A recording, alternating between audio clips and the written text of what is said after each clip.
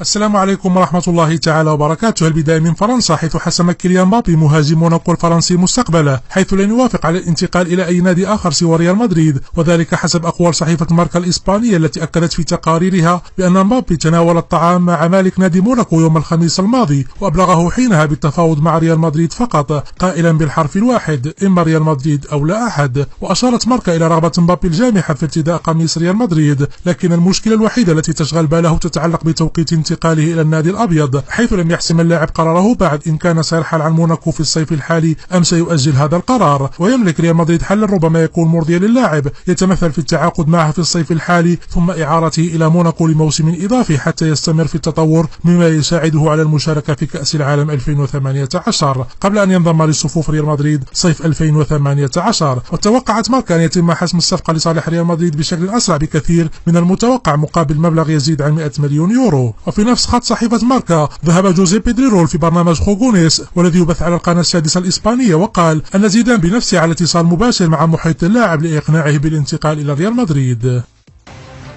Noticia Jugones. Zidane está trabajando para fichar a Mbappé, para llevarlo al Real Madrid. ¿Y cómo lo está haciendo?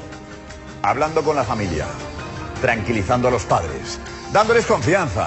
El Madrid dice, se le va a cuidar, va a estar arropado, se va a sentir importante.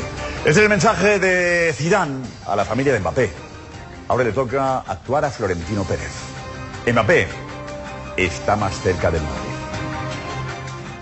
نتابع مع كريستيانو رونالدو، حيث أثار قائد منتخب البرتغال التكهنات عندما تحدث إلى زميله في المنتخب المدافع بيبي قبل انطلاق الشوط الثاني من مباراة الفريق أمام المكسيك في الجولة الأولى من دور المجموعات بكأس العالم للقارات المقامة في روسيا، وقال له إنهم سيئون جدا. فمن كان يقصد كريستيانو بهذه الكلمات؟ هل الحكام أم لاعبي المكسيك أم الصحافة؟ طبعا لا أحد يعرف بالضبط قصد رونالدو، وهنا أسألكم في رأيكم من كان يقصد كريستيانو بهذه الكلمات؟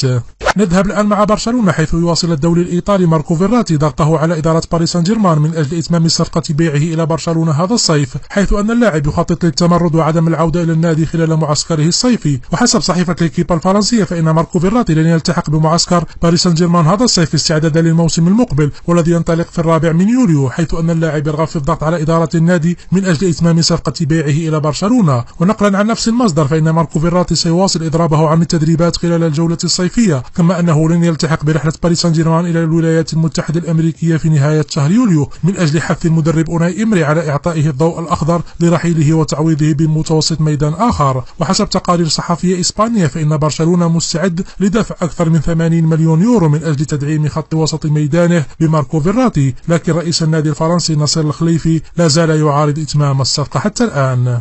ومن إسبانيا إلى إيطاليا، حيث أكدت صحيفة لا غازيتا ديلو سبورت أن نادي يوفنتوس أمام الخروج المحتمل لداني ألفيج باتجاه مانشستر سيتي هذا الصيف، فإدارة السيدة العجوز تبحث عن لاعب في مركز المدافع الأيمن لتعويض اللاعب البرازيلي، وتعتبر أن مدافع ميلان ماتيا دي تيلو أفضل من يشغل هذا المركز. والجدير بالذكر أن المدرب ماسيميليانو أليغري المدير الفني لبطل الثنائية في إيطاليا في الموسم المنقضي كان قد نفى فكرة التوقيع مع دي تيلو في وقت سابق. وبالحديث عن يوفنتوس، أكدت صحيفة بيلد الألمانية على توصل يوفنتوس لاتفاق مع بايرن ميونخ من أجل التعاقد مع البرازيلي دوغلاس كوستا خلال فترة الانتقالات الصيفية المقبلة. وارتبط اسم كوستا بالرحيل عن صفوف بايرن ميونخ بعد خروجه من حسابات المدرب كارلو أنشيلوتي في الموسم المنقضي. وأوضحت الصحيفة في تقريرها أن يوفنتوس تقدم بعرض بقيمة 35 مليون يورو، في حين طالب بايرن ميونخ بالحصول على 50 مليون يورو للتخلي عن اللاعب. وأضاف التقرير أن بعد مفاوضات متواصلة توصل الطرفين لاتفاق يتم بموجبه انتقال كوستا إلى يوفنتوس مقابل 40 مليون يورو.